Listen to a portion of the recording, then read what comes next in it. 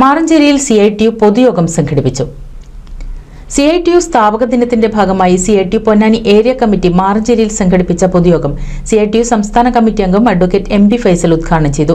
രാജ്യത്തെ തൊഴിലാളികളുടെ തൊഴിലവകാശങ്ങൾ സംരക്ഷിക്കുന്നത് കേരളത്തിലെ രക്തബാങ്കുകളിലേക്ക് ആവശ്യമായ മുഴുവൻ രക്തവും ദാനമായി നൽകിയ സംഘടനയുടെ പേരായി ഇന്ന് ചരിത്രത്തിനകത്ത് CITU അടയാളപ്പെടുത്തുകയാണ്.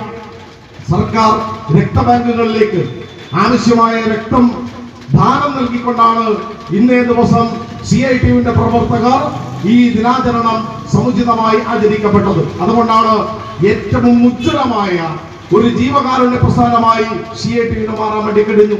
അത് ഒരു രക്തദാനത്തിലൂടെ മാത്രമല്ല, നമ്മുടെ നാടിനകത്ത് ഒരു ആപത്തുണ്ടാകുമ്പോ, ഒരു കെടുതി ഉണ്ടാകുമ്പോ, ഒരു ദുരിതമുണ്ടാകുമ്പോ, പ്രളയമുണ്ടാകുമ്പോ, പേമാരി ഉണ്ടാകുമ്പോ, കോവിഡും നിപ്പയും എല്ലാം തകർത്താടിയപ്പോഴല്ല, അതിന്റെ മുന്നണി പോരാളികളായി പ്രതിരോധിക്കാൻ, ചെറുത്തു നിൽക്കാൻ, സാധാരണ മനുഷ്യന്റെ ജീവിതത്തിന്റെ കണ്ണീരൊപ്പാൻ അവരോടൊപ്പം നിന്നത് CITUവിന്റെ പ്രവർത്തകരാണ് എന്നുള്ളത് നമ്മളുടെ അനുഭവങ്ങളായി നമുക്ക് ചൂണ്ടിക്കാണിക്കാൻ വേണ്ടി കഴിയും.